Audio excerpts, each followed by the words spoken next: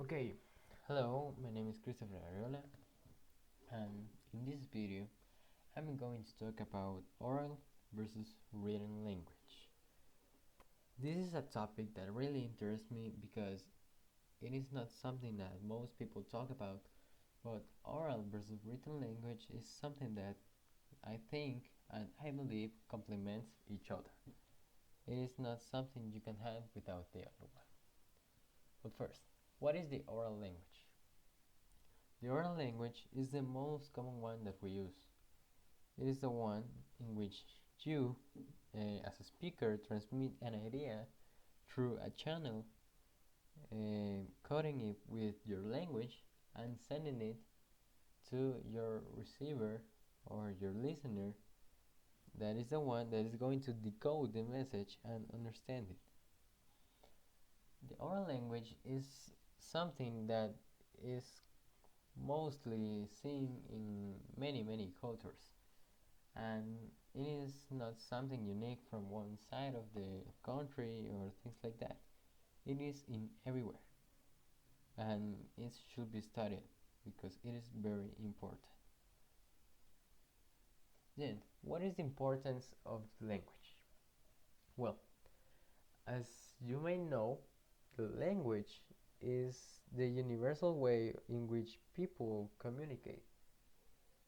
If we as people weren't able to communicate, we would be in the middle of a lot of trouble because first there won't be any teamwork between us or any way in which we can function as a society without the use of communication.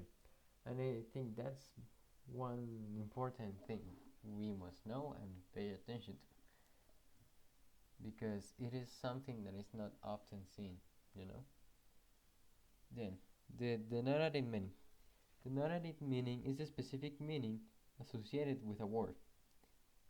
Sometimes we refer to the narrative meanings as dictionary definitions. The definitions provided above for the word blue are examples of definitions that might be found in a dictionary. So, a denotative meaning is something that is clear in the word because we know what it means and what it is. Then, the connotative meaning is the idea suggested by or associated with a word. In addition to the examples above, the word blue can evoke many other ideas. Blue as a feeling, stating depression, uh, sudden event means out of blue, or a blue ribbon. That means that you are winning. For example, in a contest or something like that, that you are rewarded with a blue ribbon. Then, what is the written language? The written language is something really weird because the written language is like the oral language but in a more formal way, I believe. It has a bigger variety of words, bigger syllable words, bigger sentences, and like a structure that maintains as itself as something formal and not something just like common and that can be just listening and you say, oh, okay, I understood. It is important to know how to write because most of the times the learnings from one to another pass because they write them and then read them, you know.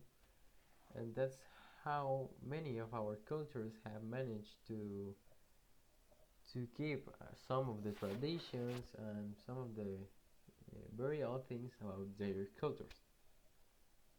Then, after the written language, we can know what are the differences between oral and written language. The most of them are that oral is something more simple to use. The oral language has a smaller variety of words with fewer syllables, shorter sentences, more self-reference words, has more pseudo-qualifying terms, more extreme and superlative words, more qualifying statements. As a conclusion, I would like to add that the the languages are something that are very very important to us to know and to understand, because the language is something that we use in our daily life, and for sure you are going to use it and still keep to use it in the future. And as many rules you learn about it, you are going to become better and better and better. And that's how you're going to improve your language, your vocabulary, and everything about your speech. I really thank you for your attention in this passage and in this presentation. I hope you understand it in the correct way and perfectly.